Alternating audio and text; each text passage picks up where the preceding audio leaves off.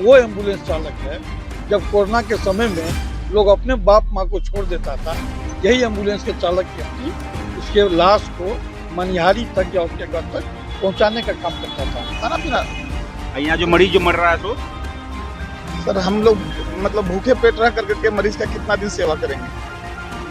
अच्छा, अब आप मानते कि हड़ताल में बैठ गए, मरीज का कोई वैसा परेशानी है तो क्या उसको इमरजेंसी सेवा में आप लोग ले जाते हैं क्या, छोड़ दिए साहब भगवान भरोसे? आने का सवाल ये है कि आप विधायक के करीबी जाने जाते हैं, आप एमएलसी करीबी जाने जाते हैं, मंत्री आते सबसे पहले बुके देने चले जाते हैं, गरीब आम जनता के साथ बैठ के फोटो और वीडियो बनाने से इनका समाधान होगा? सवाल कड़वा है लेकिन जवाब भी चाहिए। जवाब दे रहे हैं भैया।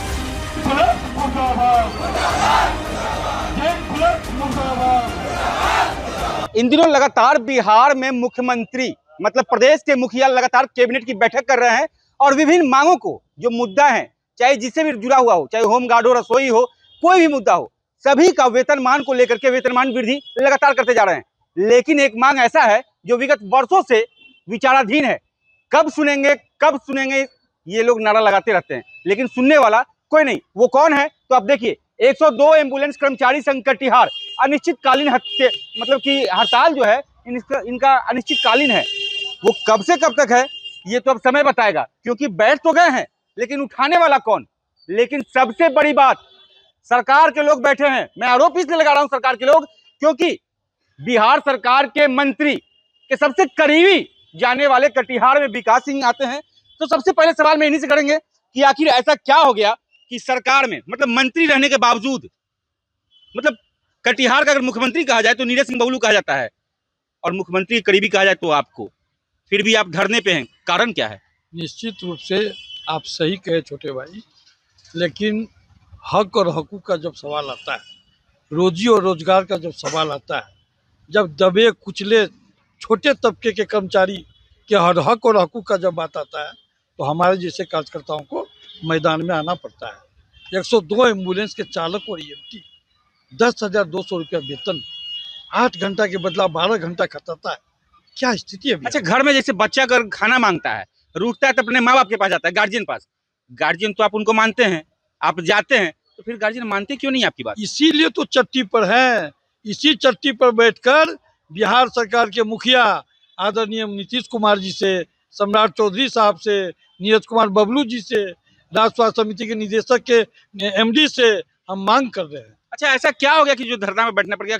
ये लगभग आप लोग साल भर से इस मांगों को कर रहे हैं, कभी चालू करते हैं, कभी आश्वासन मिलता है कि सब कुछ ठीक है, फिर से चालू कर दिया जाए, फिर बैठ जाते हैं धरने पे। राजनीति तो नहीं कर रहे हैं आप? देखिए, क्या राजनीति करना है, जब भी कोई नई एजेंसी आती है और बिहार सरकार के साथ उसका जब एग्रीमेंट होता है तो पूर्व के जो एजेंसी रहते हैं उस एजेंसी के द्वारा जो एग्रीमेंट होता है और वेतनमान हम लोग का कम हो जाता है। अभी एक एजेंसी अक्टूबर माह में आई है, जैन प्लस, उसको 20% बढ़ा के मजदूरी देना था तो 20% घटा के एग्रीमेंट किया।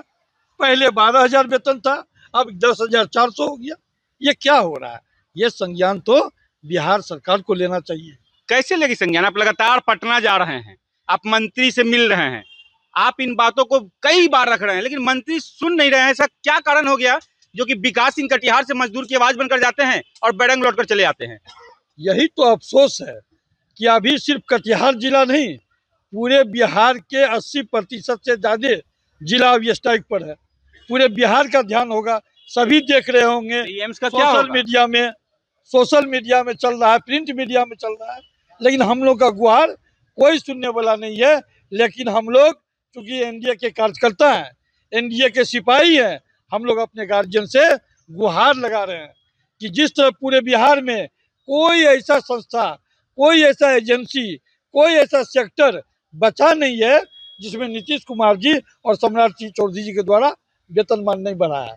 मात्र एक बिहार में बचा हुआ 102 एम्बुलेंस। क्या चाहते हैं आप? हम चाहते हैं बिहार सरकार के श्रम संसाधन विभाग का जो न्यूनतम मजदूरी है अति कुशल का 654 टका वो लागू कर दे। प्रति 8 घंटा हम लोग बिहार सरकार का जय जयकार करते हैं। आप मानते कि हड़ताल में बैठ गए, मरीज का कोई वैसा परेशानी है तो क्या उसको इमरजेंसी सेवा में आप लोग ले जाते हैं क्या, कि छोड़ दिए साहब एकदम भगवान भरोसे? अभी तो ऐसा कोई मरीज ऐसा आया नहीं है। अगर वैसा स्थिति में आता है तो वैसी स्थिति में तो हम लोग सिर्फ एक वीआईपी जो आते हैं उनको उनके मतलब लिए। आपका भी ट्रीटमेंट सिर्फ वीआईपी के लिए, तो कैसे गरीब मजदूर जाएंगे? तो इसके लिए इसमें जो एग्रीमेंट है, एग्रीमेंट में लिखा हुआ एकदम साफ है कि वैकल्पिक व्यवस्था किया जाए। यहाँ सत्यम समदर्शी भी हैं, उनसे ही बात करते हैं। सड़क पर और अस्पताल के कैंपस में लड़ाई किस चीज का? लड़ाई अपने 102 कर्मचारी संघ के साथ हम लोग हैं और हम लोग चाहते हैं कि इनको जो जायज़ मांगे हैं, जो श्रम संसाधन विभाग है, जिनको अति कुशल का जो कर्मचारियों का 536 रुपये वेतन है प्रति 8 घंटे के हिसाब से उनको मिले। उनका शोषण जैन प्लस क्यों कर रही है? ऐसे जैन प्लस एजेंसी को ब्लैकलिस्टेड किया जाए और सरकार अपने अधीन ले, क्योंकि ये इमरजेंसी सेवा है। आज जो इमरजेंसी सेवा 5 दिनों से कटिहार में बंद है, आम जनता को कितनी परेशानी हो रही है। चलिए सत्यम जी, आपसे भी बात कर ही लेते, जब बैठ गए हैं तो अब थोड़ा सा चाहेंगे, थोड़ा सा पीछे हो जाए। मंत्री और नेता के आगे पीछे घूमने से ही बात क्यों नहीं बोलते हैं आप? देखिए, हम लोगों ने इनकी मांगों को उठाने का सवाल ये है कि आप विधायक के करीबी जाने जाते हैं, आप एमएलसी करीबी जाने जाते हैं, मंत्री आते सबसे पहले बुके देने चले जाते हैं। गरीब आम जनता के साथ बैठ के फोटो और वीडियो बनाने से इनका समाधान होगा? सवाल कड़वा है, लेकिन जवाब तो चाहिए। जवाब दे रहे हैं भैया। देखिए, वहाँ पे जाते हैं, वो एनडीए का मीटिंग होता है, इसलिए वहाँ पे जाते हैं और इनका आवाज बनकर हम वहाँ पे आवाज क्यों नहीं देते हैं? इनका आवाज बनकर यहाँ पे बैठे हैं। जब हम उनके करीबी हैं तो वो देख रहे हैं कि हम यहाँ बैठे हुए हैं, तो इनका जल्द से जल्द उपाय वो जरूर निकालने तक हो जाएगा। कल भी आ रहे हैं, कल सरकार के बड़े अधिकारी मंत्री लोग आ रहे हैं, क्या लगता है कल उनका घेराव करेंगे आप? नहीं, हम लोग अनुशासित ढंग से इसी तरह धारणा देते रहेंगे। अनुशासन से तो बीते 7 दिन से बैठे हुए हैं, कुछ तो नहीं हो रहा है, अब क्या करेंगे? हम लोगों का मांग 2-4 मंत्री के पास पत्राचार के माध्यम से गया है और हमारे प्रभारी मंत्री जो कटिहार के हैं वो भी आ रहे हैं। कल हमारे जो उप मुख्यमंत्री, पूर्व मुख्यमंत्री हैं तारकिशोर प्रसाद, उनको भी हमने बुलाया भेजा है। साथ ही जिला परिषद अध्यक्षता रश्मि सिंह, उनको भी बुलाने का काम किया। लगातार धीरे धीरे हम लोगों को जनप्रतिनिधि का मदद मिल रहा है, कहीं ना कहीं हम लोगों को न्याय मिलेगा। न्याय मिलेगा।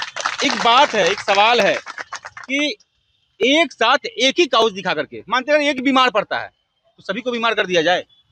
क्योंकि जो लेटर मैंने देखा है, जो विभाग ने लेटर दिया है किसी को हटाने का, किसी सेवा से मुक्त किया जाता है, काउज एक ही है लेकिन लेटर 10 है।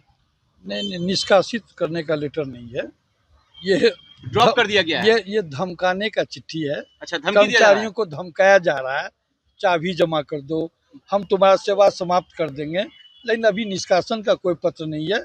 और ये सब तो आम जनजीवन में चलता रहता है।